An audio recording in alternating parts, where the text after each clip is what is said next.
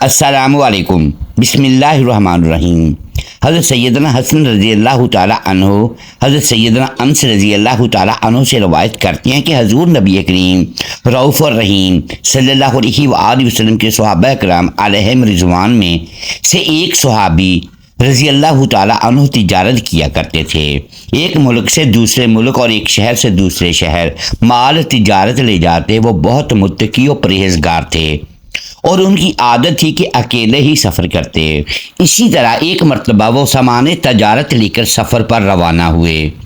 جب ایک جنگل میں پہنچے تو اچانک آہنی زرہ پہنے ایک مسلح ڈاکو نے آپ رضی اللہ تعالیٰ عنہ کو روک لیا اور کہا، اپنا سارا مال میرے حوالے کر دو اور قتل ہونے کے لیے تیار ہو جاؤ۔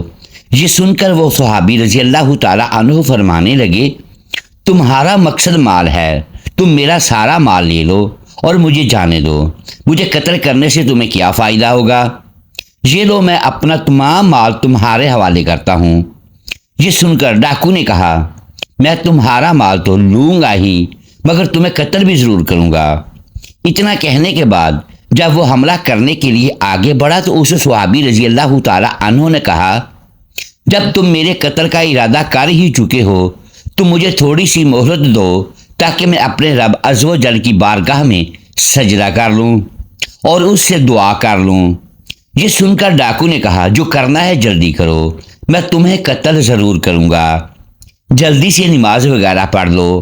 اس صحابی رضی اللہ تعالیٰ عنہ نے وضو کیا، 4 رکعت نماز پڑھی، پھر سجدہ کی حالت میں اللہ رب العزت عز و جل سے اس طرح دعا مانگنے لگے، اے ودود، اے عرش مجید کے مالک، اے وہ ذات جو ہر ارادے کو پورا کرنے والی ہے، میں تیری عزت کا واسطہ دیتا ہوں، ایسی عزت جس کی کوئی انتہا نہیں، اور ایسی بادشاہ کے مالک جس پر کوئی دباؤ نہیں ڈال سکتا۔ میں تجھے تیرے اس نور کا واسطہ دے کر سوال کرتا ہوں جس نے تیرے عرش کے ارکان کو منور کیا ہوا ہے۔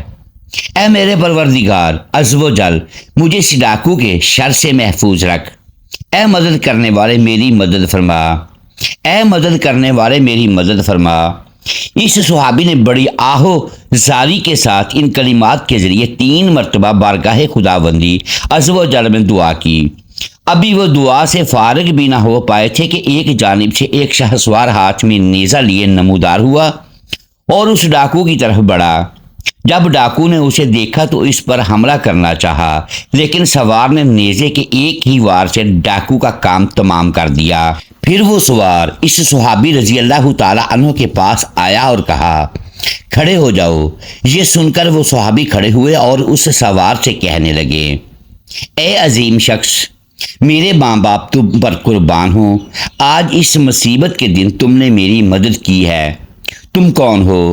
سوار نے کہا، میں اللہ عز و جل کے فرشتوں میں سے ایک فرشتہ ہوں اور 4تھے آسمان سے آپ رضی اللہ تعالیٰ عنہ کی مدد کے لیے آیا ہوں۔ جب آپ نے ان پاکیزہ کلمات کے ساتھ پہلی بار دعا کی تو آسمان کے دروازوں کی آواز ہمیں سنائی دی۔ پھر جب دوسری مرتبہ دعا کی تو ہم نے آسمان میں ایک چیخ و پکار سنی۔ پھر جب آپ نے تیسری مرتبہ یہی دعا کی تو ہمیں یہ آواز سنائی دی کہ یہ ایک پریشان حال کی دعا ہے، لہٰذا میں نے اللہ عز و جل کی بارگاہ میں عرض کی، یا رب العالمین، مجھے اس مظلوم کی مدد کرنے اور اس ڈاکو کو قتل کرنے کی اجازت دیں۔ چنانچہ میں اللہ عز و جل کے حکم سے آپ کی مدد کرنے آیا ہوں۔ ایک اور واقعہ سماعت فرمائیں۔ سرور کائنات صلی اللہ علیہ وآلہ وسلم کی عمر شریف کا 40واں سال تھا۔ خاکدان گیتی میں رسالت محمدی کے اعلان کا وقت اب بہت قریب آ گیا تھا۔ کائنات کا ذرہ ذرہ فاران کی چوٹی سے نشر ہونے والے پیغام کے لیے گوش بر آواز تھے۔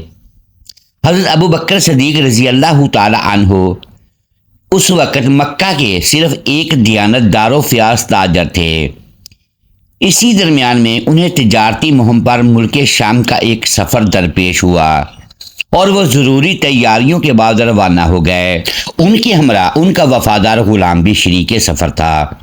راستہ طے ہوتا رہا، منزلیں بدلتی رہیں۔ ہفتوں چلتے چلتے اب ملک شام کی سرحد شروع ہو گئی۔ عربی سوداگر کا مختصر سا قافلہ اب ملک شام کی حدود میں داخل ہو چکا تھا۔ ایک دن ایسا ہوا کہ ایک لک و دک صحرا سے گزرتے ہوئے شام ہو گئی۔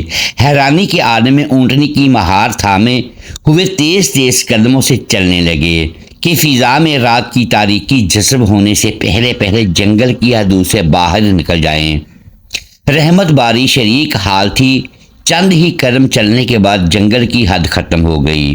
اب کھلے میدان کا اجالا نگاہوں کے سامنے تھا۔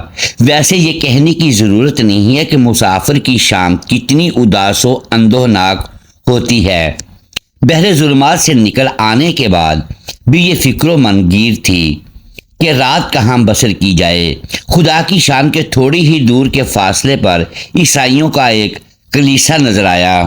آبادی کا نشان دیکھتے ہی جان میں جان آئی کہ رات گزارنے کے لیے ایک پناہ گاہ مل گئی تھی۔ قافلے کی اونٹنی کلیسا کے سامنے پہنچ کر کھڑی ہو گئی۔ سنسان ویرانے میں آدمیوں کی آہٹ پا کر ایک شخص باہر نکلا اور حیرت و تجسس کے ساتھ دریافت کیا، آپ لوگ کون ہیں؟ کہاں سے آ رہے ہیں؟ حضرت ابوبکر صدیق رضی اللہ تعالی عنہ نے جواب دیا، ہم عرب کے تاجر ہیں۔ مکہ جہاں خدا کا محترم گھر ہے وہیں ہمارا مسکن ہے۔ ملک شام جاتے ہوئے غالباً راستہ بھول کر ہم ادھر نکل آئے ہیں۔ کلیسا میں ایک رات بسر کرنے کی اجازت چاہتے ہیں۔ اس شخص نے جواب دیا، یہ کلیسا عیسائی مذہب کے ایک بہت بڑے راہب کی عبادت گاہ ہے۔ ساری دنیا سے اپنا رشتہ منقطع کر کے 100 سال سے یاد الہی میں وہ مصروف ہیں۔ صرف مجھے یہ اعزاز حاصل ہے کہ میں ان کے قریب جا سکتا ہوں۔ میرے سوا کسی کو ان کی خلوت گاہ میں قدم رکھنے کی اجازت نہیں۔ مجھے ان کی خدمت میں رہتے ہوئے 25 سال ہو گئے ہیں۔ ٹھیک ایک شیخ کی طرح انہوں نے ہماری روحانی تربیت کی ہے۔ سلسلہ کلام جاری رکھتے ہوئے کہا، اور جہاں تک رات بسر کرنے کی اجازت کا سوال ہے تو اس کے متعلق کلیسا کی ایک نہایت مشکل شرط ہے، اور وہ یہ ہے کہ یہاں رات وہی بسر کر سکتا ہے جس کے دامن میں زندگی پر گناہوں کی آلائش کا کوئی دھبا نہ ہو۔ اس کی گفتگو تمام ہو جانے کے بعد حضرت ابوبکر صدیق رضی اللہ تعالی عنہ نے ارشاد فرمایا، لیکن تمہارے شیخ کے پاس کسی کی اندرونی حالت جاننے کا کیا ذریعہ ہے؟ کیونکہ کسی بدکار کی پیشانی پر اس کی مجرمانہ زندگی کی فہرست کندہ نہیں ہوتی۔ ایسی حالت میں کلیسا کی اس شر سے نیکوکار مسافر کی حق تلفی کا امکان بہت زیادہ بڑھ جائے گا۔ اس لیے بہتر ہے کہ اس شرط کو منسوخ کرو اور پھر وہ ذریعہ بتاؤ جس کے بل پر بدکار و نیکوکار کے درمیان خطہ امتیاز کھینچا جا سکتے۔ ہزار حسن زن کے باوجود ایک معقول سوال کی ضد سے وہ اپنے آپ کو محفوظ نہیں رکھ سکا۔ چند ہی جملوں میں ذہن کی بنیاد ہل گئی۔ بے بسی کی کشمکش میں اس نے جواب دیا، میں صرف اتنا کہہ سکتا ہوں کہ جب ایک بدکار انسان کے کردار کی نحوست شیخ کے تئیں محسوس ہو سکتی ہے تو کوئی وجہ نہیں ہے کہ ایک نیکوکار کی روحانی لطافت کے جانچنے کا ان کے پاس کوئی ذریعہ نہ ہو۔ اس جواب کے بعد حضرت ابوبکر صدیق رضی اللہ تعالی عنہ نے فوراً کہا، تو پھر جاؤ اپنے شیخ سے میرے متعلق دریافت کر لو۔ اگر انہیں میرے قیام پر اعتراض نہ ہو تو میں رات کا کچھ وقت کلیسا کے ایک گوشے میں گزار لوں، سحر نمودار ہوتے ہی یہاں سے کوچ کر جاؤں گا، ورنہ ایک مسافر کے لیے کھلے آسمان کا سایہ بہت کافی ہے۔ تھوڑی دیر تک پس و پیش کے بعد وہ راہب کے خلوت کدے میں داخل ہوا اور پیکر عجز و نیاز بن کر اسے یہ اطلاع دی، ملک عرب کے مکہ نامی ایک شہر سے 2 مسافر بھٹکتے ہوئے یہاں آ گئے ہیں اور کلیسا میں رات بسر کرنے کی اجازت چاہتے ہیں۔ ظاہری و وجاہت کے لحاظ سے ان میں ایک آقا معلوم پڑتا ہے جبکہ دوسرے کے چہرے سے ایک وفادار غلام کی علامتیں نمایاں ہیں۔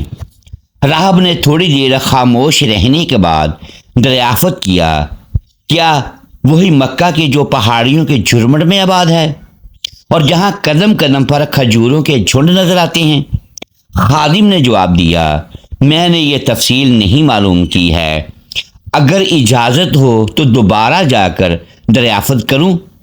راہب نے کہا ضرور دریافت کرو، اور جسے تم آقا کہہ رہے ہو اس کا نام بھی معلوم کرتے آؤ۔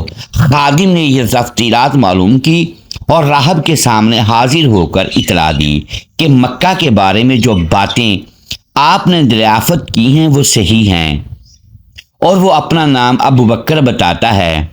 ابو بکر کا نام سن کر راہب کی پیشانی پر کچھ لکیریں ابھر آئیں، جیسے حافظے پر زور دے کر وہ کوئی بات سوچنے لگا۔ تھوڑی دیر تک محویت خیال کی یہی کیفیت رہی، اس کے بعد اچانک کھڑا ہو گیا اور ایک مقفل صندوق میں سے بوسیدہ کاغذات نکالے اور مضطربانہ کیفیت میں اسے الٹنے پلٹنے لگا۔ ورق الٹتے پلٹتے ایک صفحے پر نظر جم گئی اور اچانک چہرے کے اتار چڑھاؤ سے ایسا معلوم ہوا جیسے کسی گمشدہ حقیقت کا سراغ مل گیا ہو۔ فوراً ہی بےتابی کے ساتھ وفادار خادم کو آواز دی اور کہا مکہ کے سوداگر سے اتنی بات اور دریافت کر لو کہ اس کے باپ کا کیا نام ہے۔ خادم نے پھر آ کر حضرت ابو بکر صدیق رضی اللہ تعالی عنہ سے والد کا نام دریافت کیا اور واپس لوٹ کر جیسے ہی راہب کو اس نے اس نام کی اطلاع دی، اس کی آنکھیں حیرت و انبساط کی ملی جلی کیفیت سے چمک اٹھیں۔ جذبات کی ترنگ میں وہ کھڑا ہو گیا اور خادم کو حکم دیا جاؤ بغیر کسی تاخیر کے اسے میری خلوت کدے میں بلا لاؤ۔ حضرت ابو بکر صدیق رضی اللہ تعالی عنہ اٹھے اور اس کے پیچھے پیچھے راہب کے حجرہ خاص میں داخل ہوئے۔ کئی 100 برس کا بوڑھا راہب جس کی بھویں سفید ہو کر لٹک گئی تھیں اور ہڈیوں کے ڈھانچہ کے سوا سر سے پاؤں تک جسم کا کہیں کوئی گداز نظر نہیں آ رہا تھا، خیر مقدم کے لیے کھڑا تھا۔ حجرہ میں قدم رکھتے ہی ایک مدھم سی آواز کان میں آئی، اگر تم وہی ہو جس کی چند نشانیاں میرے پاس محفوظ ہیں تو آج تمہارے دیدار کا شرف حاصل کر کے میں ہمیشہ اپنی خوش نصیبی پر فخر کروں گا۔ یہ کہتے ہوئے راہب نے آپ رضی اللہ تعالی عنہ کو سر سے پاؤں تک ایک بار سارے جسم کا جائزہ لیا، کبھی کتاب کے بوسیدہ ورق پر انگلی رکھتا، کبھی چہرے کے خد و خال کا مطالعہ کرتا۔ نوشتہ کتاب اور شیفہ رخ کا کافی دیر تک تقابل کرنے کے بعد ایک مرتبہ عالم بے خودی میں آواز دی، زحمت نہ ہو تو اپنے داہنے ہاتھ کی کلائی ذرا میری آنکھوں کے قریب کر دو۔ کلائی پر تجسس کی نگاہ ڈالتے ہی اس کے جذبات قابو سے باہر ہو گئے۔ لرزتے ہوئے کہا اجازت دو کہ میں تمہیں امیر المومنین ابو بکر صدیق کہہ کر پکاروں۔ تحیر آمیز لہجے میں حضرت ابو بکر صدیق رضی اللہ تعالی عنہ نے فرمایا سمجھ میں بات نہیں آئی کہ صرف ایک رات بسر کرنے کے سوال پر کتنا بکھیڑا پھیلا دیا ہے تم نے۔ کبھی ہم سے مکہ کا جغرافیہ پوچھتے ہو، کبھی میرا اور میرے باپ کا نام دریافت کرتے ہو، کبھی کئی 100 برسوں کا پرانا کاغذ لے کر میرے چہرے اور جسم کے نشانات کا جائزہ لیتے ہو، اور اب تم نے مجھے ایسے نام سے موسوم کرنے کی اجازت چاہی ہے جس نام سے میرے باپ نے موسوم ہی نہیں کیا تھا۔ درماندہ انسانوں کے ساتھ اس طرح کا مذاق ایک تارک الدنیا راہب کو ہرگز زیب نہیں دیتا۔ یہ کہہ کر حضرت ابو بکر صدیق رضی اللہ تعالی عنہ واپس ہی لوٹنا چاہتے تھے کہ راہب نے ان کا ہاتھ تھام لیا۔ آسمانی بشارت سن کر تم آزردہ خاطر ہو گئے۔ روئے زمین کی ایک محترم ہستی سے میں کبھی مذاق نہیں کر سکتا۔ تمہارے مقدر کے جو نشتے میرے پاس محفوظ ہیں میں نے انہیں صرف پڑھ کر سنایا ہے۔ آج میری باتوں کا شاید تم یقین نہ کر سکو، لیکن سن لو کہ مکہ کے افق سے رسالت کا وہ خورشید انور بہت جلد طلوع ہونے والا ہے، جس کے جلوہ میں ایک روشن سیارہ کی طرح تم قیامت تک درخشاں رہو گے۔ آسمانی صحائف میں آخری پیغمبر کے جلوہ گر ہونے کی جو نشانیاں بتائی گئی ہیں، انہی کے ذیل میں تمہاری فضیلت و تقرب کی جو نشاندہی کی گئی ہے، اس کی واضح علامتیں میں تمہاری شخصیت کے آئینے میں پڑھ رہا ہوں۔ ایک ہنگامہ خیز تحیر کے ہجوم میں حضرت ابو بکر صدیق رضی اللہ تعالی عنہ کلیسا کے ایک حجرے میں آ کر لیٹ گئے۔ ساری رات راہب کی گفتگو بزم خیال میں گردش کرتی رہی، ذہن میں طرح طرح کے تصورات کا طوفان امڑتا رہا۔ ایک لمحے کے لیے بھی انہیں نیند نہیں آئی۔ صبح کو جب رخصت ہونے لگے تو راہب کی الوداعی ملاقات کا منظر بڑا ہی دردناک تھا۔ اشکبار آنکھوں سے پیشانی کا بوسہ لیتے ہوئے بوڑھے راہب کا یہ جملہ مکہ کی واپسی تک ان کے حافظے پر نقش رہا۔ تمہاری زندگی میں فیضان الہی کی جب وہ سحر طلوع ہو تو مجھے بھی فیروز بخت و دعاؤں میں یاد رکھنا۔ کئی مہینے کے بعد آج حضرت ابو بکر صدیق رضی اللہ تعالی عنہ اپنی تجارتی مہم سے مکہ کو واپس لوٹ رہے تھے۔ چلتے چلتے اب صرف ایک منزل کی مسافت رہ گئی تھی۔ کھجوروں کے جھنڈ سے گزرتے ہوئے راہب کے سوالات حافظے کی سطح پر ابھرنے لگے۔ ام القریٰ کی پہاڑیوں پر نظر پڑتے ہی ایک معنوی کیف سے دل کا عالم زیر و زبر ہونے لگا۔ فطرت الہی کی کوشش سے اونٹنے کی رفتار تیز ہو گئی۔ مکہ کی آبادی میں داخل ہوتے ہی کہیں سے ابو جہل نے دیکھ لیا۔ اس نے فوراً یہ خبر سنائی، شاید تمہیں معلوم نہیں ہوگا کہ تمہارے جانے کے بعد یہاں کیا گل کھلا ہے۔ حضرت ابو بکر صدیق رضی اللہ تعالی عنہ نے جواب دیا، کوئی اہم واقعہ رونما ہوا ہے تو سناؤ۔ ابو جہل نے طنز کرتے ہوئے کہا، عبداللہ کے بیٹے محمد صلی اللہ علیہ وآلہ وسلم کے متعلق تم بھی جانتے ہو کہ اپنے قبیلے میں وہ کتنا معزز اور ہر دل عزیز تھا۔ وہ کہتا ہے کہ میں خدا کا آخری پیغمبر ہوں۔ میرے پاس ایک فرشتہ آسمان سے وحی لے کر اترتا ہے۔ اب وہ اپنے آباء و اجداد کے خداؤں کی مذمت پر اتر آیا ہے۔ لات و وہبل کے سنگ آستان سے باغی بنا کر وہ لوگوں کو ایک خدا کی پرستش کی دعوت دے رہا ہے۔ اس اقدام پر سارے مکہ میں غیظ و غضب کی آگ بھڑک اٹھی ہے۔ قوم میں تمہاری ذہانت و سنجیدگی ضرب المثل ہے۔ عام طور پر تمہاری بات کا بہت زیادہ وزن محسوس کیا جاتا ہے۔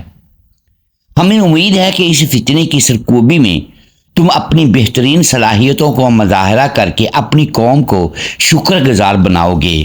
ابو جہل کی گفتگو سن کر ابو بکر صدیق رضی اللہ تعالی عنہ کی نگاہوں کے سامنے ایک نئی زندگی کا مستقبل چمکنے لگا۔ راہب کی پشین گوئی بظاہر حقیقت کے سانچے میں ڈھلتی ہوئی محسوس ہونے لگی۔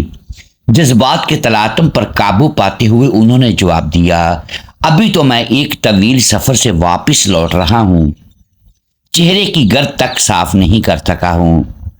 بطور خود حالات و واقعات کا جائزہ لینے کے بعد ہی کوئی رائے قائم کر سکوں گا۔ ابھی سر راہ اجرت میں کیا کہہ سکتا ہوں۔ ابو جہل سے پیچھا چھڑا کر سیدھے اپنے گھر تشریف لائے۔ غلبہ شوق اور جذبہ طلب نے اتنی بھی مہلت نہیں لینے دی کہ سامان اتار کر گھر میں قدم رکھتے اس مسافرانہ سج دھج میں بنو ہاشم کے قبیلے کی طرف نکل پڑے۔ سیدھے ابو طالب کے گھر پہنچے اور سرکار اقدس صلی اللہ علیہ وآلہ وسلم کی بابت دریافت کیا۔ معلوم ہوا کہ وہ کوہ ابو قبیس کی طرف تشریف لے گئے ہیں۔ ایک نامعلوم وارفتگی شوق کے عالم میں جیسے ہی وہ کوہ ابو قبیس کے قریب پہنچے، دیکھا کہ دامن کوہ میں سرکار صلی اللہ علیہ وآلہ وسلم ایک چٹان پر تشریف فرما ہیں۔ عارض تاباں سے رحمت و نور کا آبشار پھوٹ رہا ہے۔ قدموں کی آہٹ پاتے ہی رخ اٹھا کر دیکھا اور مسکراتے ہوئے ارشاد فرمایا، مبارک ہو، تمہارا آنا مبارک ہو۔ خیر مقدم کا انداز بتا رہا تھا کہ وہ یوں ہی نہیں بیٹھے تھے، کسی نئے آنے والے کا انتظار تھا۔ انہیں اعلان نبوت کے بعد حضرت ابو بکر صدیق رضی اللہ تعالی عنہ کی یہ پہلی ملاقات تھی۔ مسرتوں کے انوار سے حضور صلی اللہ علیہ وآلہ وسلم کا چہرہ جگمگا رہا تھا۔ حضرت ابو بکر صدیق رضی اللہ تعالی عنہ اپنے نوشتہ تقدیر کا انجام دیکھنے کے لیے حیرانی کے عالم میں خاموش کھڑے ہی تھے کہ گل قدس کی پتیوں کو حرکت ہوئی اور کشور دل کو فتح کرنے والی ایک آواز فضا میں بکھر گئی، ابو بکر کلمہ حق کی طرف سبقت کرنے میں پیچھے آنے والوں کا انتظار نہ کرو۔ اللہ کا آخری پیغمبر تمہیں حیات سرمدی کی دعوت دے رہا ہے، اسے بغیر کسی پسو پیش کے قبول کرو۔ حضرت ابو بکر صدیق رضی اللہ تعالی عنہ نے سر جھکائے ہوئے جواب دیا، اللہ کے رسولوں کے متعلق میں نے سنا ہے کہ جب وہ دنیا میں مبعوث ہوتے ہیں تو منصب رسالت کی تصدیق کے لیے اپنے ہمراہ کچھ نشانیاں لے کر آتے ہیں۔ میں بھی اپنے تئیں اطمینان طلب کے لیے کسی نشانی کا امیدوار ہوں۔ سرکار رسالت صلی اللہ علیہ وآلہ وسلم نے حضرت ابو بکر صدیق رضی اللہ تعالی عنہ کی طرف دیکھ کر فرمایا، نشانیوں سے گزرنے کے بعد بھی تمہیں اب تک نشانی کی احتیاج باقی رہ گئی ہے؟ کلیسا کی اس سنسان رات کو ابھی زیادہ دن نہیں گزرے ہیں۔ میری رسالت کی تصدیق کے لیے کیا آسمانی صحائف کے وہ نوشتے کافی نہیں ہیں جنہیں رات کی تنہائی میں اس بوڑھے راہب نے تمہیں پڑھ کر سنائے تھے؟ پھر تمہاری روح کا وہ اضطراب مسلسل جس نے تمہاری آنکھوں کی نیند اڑا دی ہے اور جو تمہیں غبار آلود چہرے کو ساتھ کشاں کشاں کھینچ کر یہاں لایا ہے، کیا میری رسالت کے اقرار کے بغیر بھی اس کی تسکین کا اور کوئی سامان ہو سکتا ہے؟ حضرت ابو بکر صدیق رضی اللہ تعالی عنہ یہ سن کر پکار اٹھے، صدقتا یا رسول اللہ، سچ فرمایا اے اللہ کے رسول صلی اللہ علیہ وآلہ وسلم آپ نے۔ میں گواہی دیتا ہوں کہ اللہ کے سوا کوئی معبود نہیں اور آپ اللہ کے سچے رسول ہیں۔ نبی اکرم صلی اللہ علیہ وآلہ وسلم پر ایمان لانے والے سیدنا ابو بکر صدیق رضی اللہ تعالی عنہ سب سے پہلے انسان ہیں۔